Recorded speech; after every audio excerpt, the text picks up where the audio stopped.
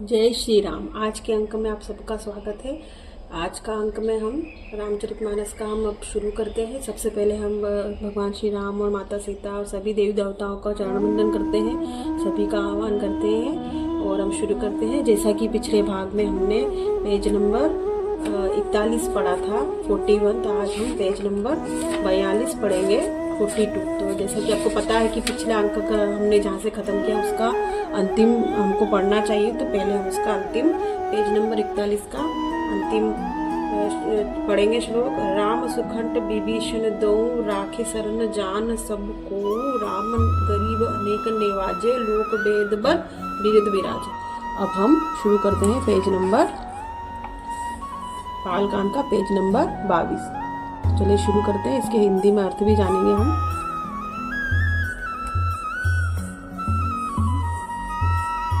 राम भालू कपि कटकु बटोरा, सेतु है तु श्रम किन्ह न थोरा, नाम लेत भव सिंधु सुखाही, करहु विचारु सुजन मन माही। श्री राम जी ने तो भालू और बंदरों की सेना बटोरी और समुद्र पर पुल बांधने के लिए थोड़ा परिश्रम नहीं किया, परंतु नाम लेते ही संसार समुद्र सूख जाता है। सज्जनगण मन में विचार कीजिए कि दोनों में कौन बड़ा है। राम सकुल रन रावनु मारा, सिय सहित निज पुरु पगु धारा।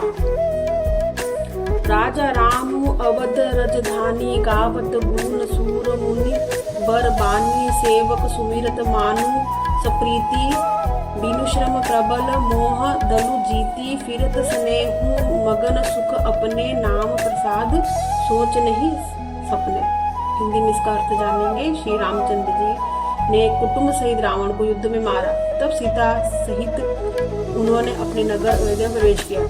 राम राजा हुए, अवध उनकी राजधानी हुई। देवता और मुनि सुंदर वाणी में उनके गुण गाते हैं, परंतु सेवक भक्त प्रेम पूर्वक नाम के स्मरण मात्र से बिना परिश्रमों की प्रबल सेना को जीतकर प्रेम में मग्न हुए अपने ही सुख में विचरते हैं। नाम की प्रसाद में से उन्हें सपने में भी कोई चिंता नहीं सताती। दोहा।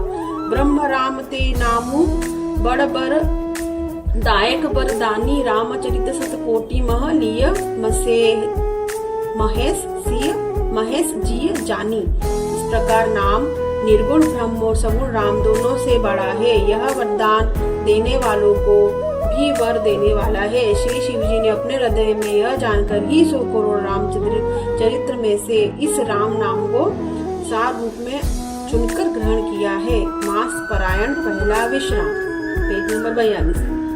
नाम प्रसाद शंभु अविनाशी, जासु साजु अमंगल मंगल राशि, सुख सनकादिक सिद्ध मुनि जोगी, नाम प्रसाद ब्रह्म सुख भोगी। नाम ही के प्रसाद से शिव जी अविनाशी है और अमंगल है, वेश वाले होने पर भी मंगल की राशि है। शुकदेव जी और सनकादि सिद्ध मुनि योगीगण नाम के ही प्रसाद से ब्रह्मानंद को भोगते हैं। नारद जाने नाम प्रपातु, जग प्रिय हरि हरि हर प्रिय आपू, नाम जपत प्रभु किन्ह प्रसादु, भगत शिरोमणि भे प्रहलादु। नारद जी ने नाम के प्रताप को जाना है। हरि सारे संसार को प्यारे हैं, हरि को हर प्यारे हैं, और आप श्रीनाथ जी हरि और हर दोनों को प्रिय है। नाम के जपने से प्रभु ने कृपा की, जिससे प्रहलाद भक्त शिरोमणि हो गए। ध्रुव सगलानी जपेऊ, हरि नाऊ पायऊ, अचल अनुपम ठाऊ, सुमिरी पवन सुत पावन, नामू अपने बस करी राखे रामू।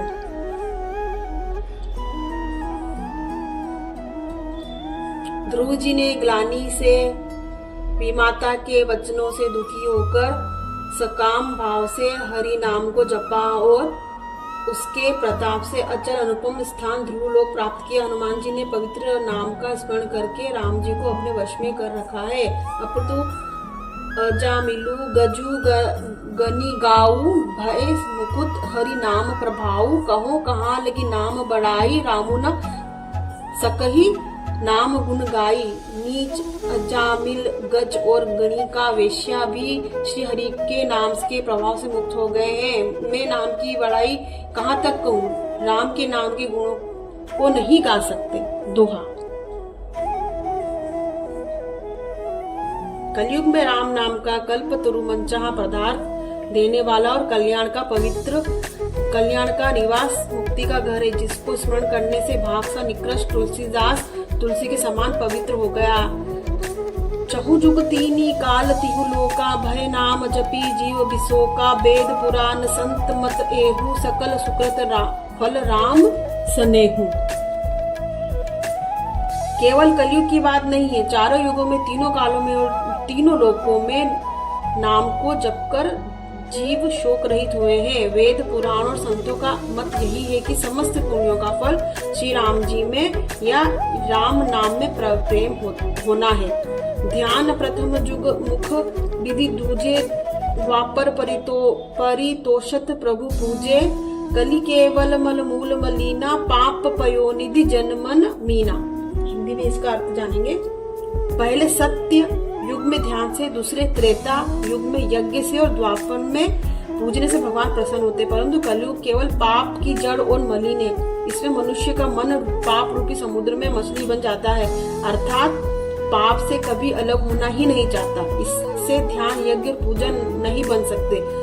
नाम काम तरु काल कराला, सुमिरत समन सकल जग जाला, राम नाम कली अभी मत दाता, हित पर लोक लोक पितु माता। ऐसे कराल कलयुग के काल में नाम तो कल्प वृक्ष है, जो स्मरण करते ही संसार के सब जंजालों को नाश कर देने वाला है। कलयुग में राम नाम मनोवांछित फल देने वाला है, परलोक का परम हितैषी और इस लोक का माता पिता है, अर्थात परलोक में भगवान का परम धाम देता है और इस लोक पे माता पिता के समान सब प्रकार से पालन और रक्षण करता है।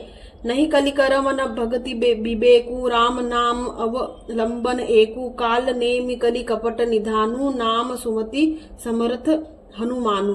कलयुग में न कर्म है, न भक्ति है और न ज्ञानी है।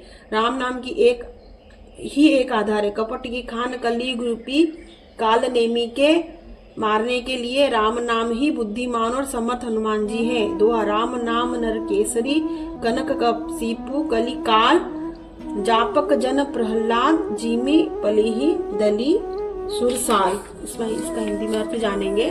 राम नाम श्री नरसिंह भगवान है, कलयुग हिरण्य शिपु है और जप करने वाले जन प्रहलाद के समान है। यह राम नाम देवताओं के शत्रु कलयुग रूपी दैत्य को मारकर जप करने वाले की रक्षा करेगा। तो आज का हम ये भाग समाप्त करते हैं। आज हमने पेज नंबर बालकांड का पेज नंबर 42 और 43 पढ़ा और इसमें हमने जाना है कि राम नाम की महत्ता को जाना है कि कलयुग में किस प्रकार सिर्फ नाम लेने से ही इंसान तर जाएगा, मानव तर जाएगा। जैसे इस वाले श्लोक में आपने देखा है इस 27 दोहा में कि राम नाम जो है वो भगवान नरसिंह है और कलयुग जो है, जो अभी कलयुग चल रहा है, वो हिरण्यकश्यप है, जो हमने स्टोरी पढ़ी है, कहानी सुनी है, और जप करने वाला प्रहलाद के समान है। तो जो राम नाम का जप करेगा उसकी हमेशा ही रक्षा होने वाली है। तो सिर्फ नाम ही काफी है। राम नाम का महत्वता बताइए। तो आज के इस अंक में हम विदा लेते हैं। हमें उम्मीद है कि आपको ये अच्छा लगा होगा और भगवान और सभी देवी देवताओं से हाथ जोड़कर विनती करेंगे, प्रार्थना करेंगे कि हमसे जो भी गलती हुई हो तो उसके लिए हमें क्षमा करें। पढ़ने सुनने में हमारी एक छोटी सी कोशिश है ये इस कलयुग में राम नाम की महत्वता को बताने की। तो इसी के साथ इस अंक में विदा लेते हैं। अगले अंक में आपसे फिर मुलाकात होगी, फिर होगा। तब तक के लिए आप विदा दीजिए आपके अपने चैनल श्री राम कथा में। जय श्री राम।